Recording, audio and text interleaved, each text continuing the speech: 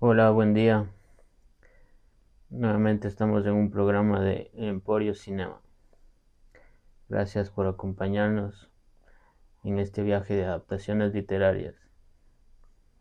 Ahora les traemos una obra homónima de Isabel Allende, una escritora del boom latinoamericano que aún continúa con vida.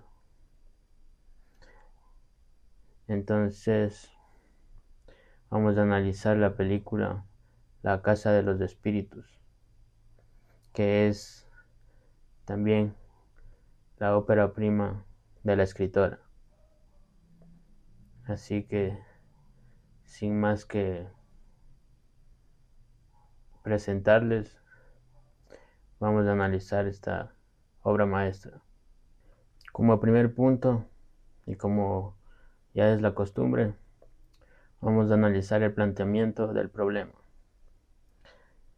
¿Qué nos encontramos en esta obra literaria y en la obra cinematográfica? Bueno, en cuanto a la adaptación, nos encontramos con una película que sigue la línea narrativa y la línea argumental del libro, obviando y extrayendo cosas que son necesarias para la película, pero que son un poco difíciles de cinematografiar. Entonces la adaptación no es fiel al libro. En esta ocasión el libro sí excede por mucho a, a la película filmada. En cuanto al problema, nos adentramos en un dilema social y político entre democracia y dictadura, entre doctrina y herejía, entre libertad y totalitarismo, entre conservacionismo y progresismo, entre valores de libertad y valores revolucionarios. Entonces todo este conflicto entre clases sociales e ideologías nos conduce a una historia de amor, a una lucha de mujeres versus el patriarcado. Y todo esto hace que la obra sea una especie de biografía o una especie de memorias de el narrador, que es una hija que proviene de una familia de derecha o liberal. Entonces todo esto hace que la película y la obra literaria sean consideradas una obra maestra. Y a esto le añadimos que viene repleta de magia y un poco de fantasía, lo que la engloba y la encasilla dentro del realismo mágico, ya que ese es el movimiento que ha caracterizado a Latinoamérica y a Hispanoamérica. Eso en cuanto al primer punto. La fotografía nos transmite la estética en ciertas imágenes del realismo mágico. Hay paisajes maravillosos, hay escenas que son oníricas. También hay una paleta de colores que va de acuerdo con la cinematografía y el movimiento al que pertenece la obra literaria. De ahí en más tenemos planos estáticos en el eje sobre un trípode que jamás se mueve y que capta siempre desde un punto de vista omnisciente, como lo acabamos de mencionar. Entonces, esto también fideliza la obra cinematográfica a la obra literaria. De ahí no tiene casi planos subjetivos, no hay un observador, no notamos a alguien o una mirada que nos muestre al narrador. Y eso en fotografía creo que trata de ser fiel a la obra literaria. En cuanto a la película, en el segundo punto analizaremos el montaje.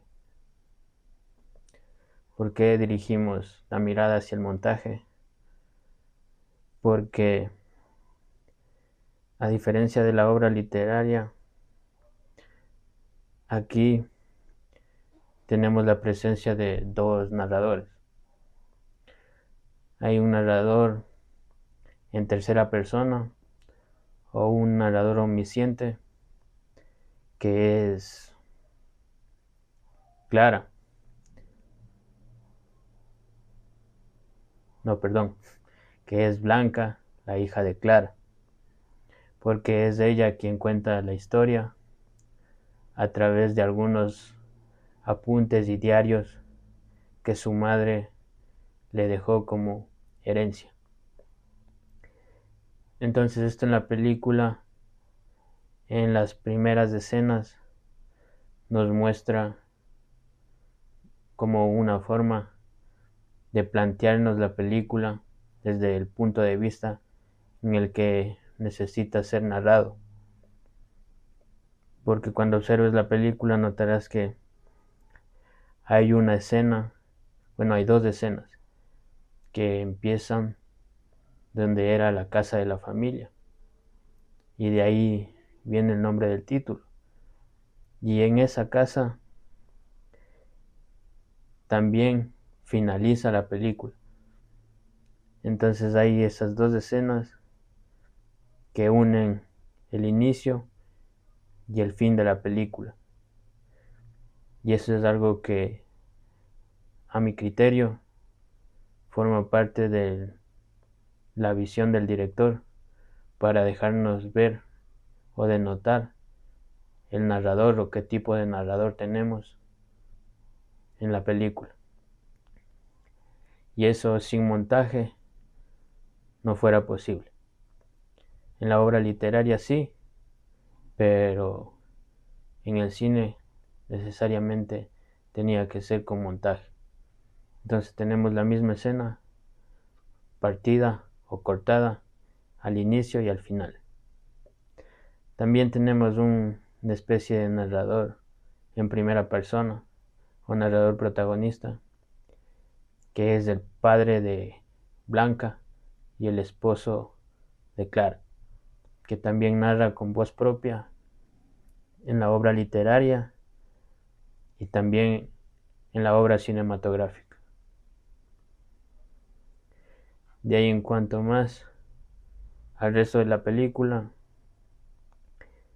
el montaje es también un montaje narrativo, cronológico, que sigue las acciones, a excepción de esas dos escenas que les acabamos de presentar. En el cuarto punto nos encontramos con la interpretación. Aquí, al tratar de una obra biográfica o de unos personajes de los que se narra toda su vida, nos adentramos en una caracterización de los personajes protagonistas que sí sufren una transformación desde que inicia el film hasta que termina. Vemos cómo son de jóvenes, luego cómo se convierten en un matrimonio, luego pasan a ser padres de familia, luego se convierten en abuelos. Entonces todo este recorrido hace que la interpretación de los principales sea de destacar.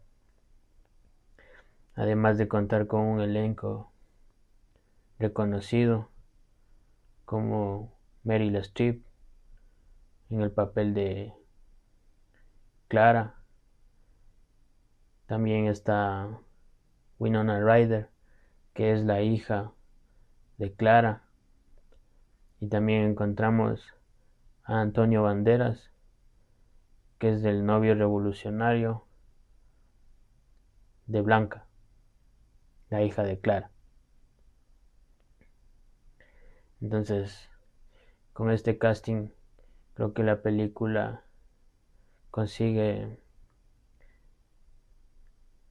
atraer nuestra atención y hace que disfrutemos más del film. Como quinto punto está el diseño de producción. Aquí nos encontramos con una historia de época. Y al ser una historia de época, pues es obvio que ese departamento va a llevarse todos los reflectores. Y así sucede. Tanto la casa que tienen en la ciudad, al ser una casa de diplomáticos, de políticos, pues tiene una decoración fascinante, muy simbólica. Y todo el film destaca esos cuadros, esos fotogramas. Y igual la casa que tienen en el campo también nos entrega una cinematografía maravillosa. Entonces todo esto contribuye a partir del diseño de producción, el vestuario, el maquillaje, el atrezo, los artículos de decoración. Pero sin duda lo que más destaca es el cofre que Blanca, la hija de Clara, hereda durante toda la película. Lo observamos desde la primera escena cuando ella es pequeña hasta en la última escena, que es en su casa en ese entonces ya vieja y abandonada, que se llama Las Tres Marías. Entonces esos detalles hacen que la película también tenga una significante puntuación.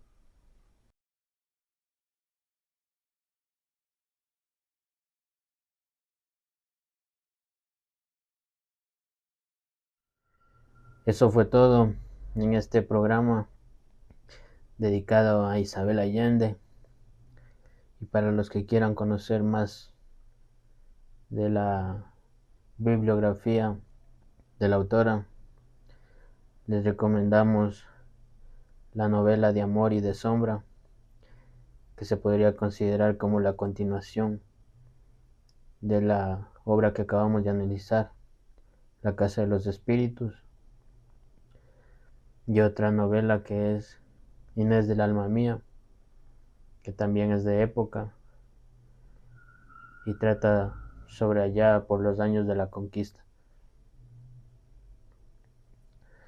Sin más que recomendarles, nos despedimos hasta el próximo capítulo en el que finaliza este ciclo de adaptaciones literarias y dejamos para el final 100 años de soledad del maestro Gabriel García Márquez, ganador del Premio Nobel.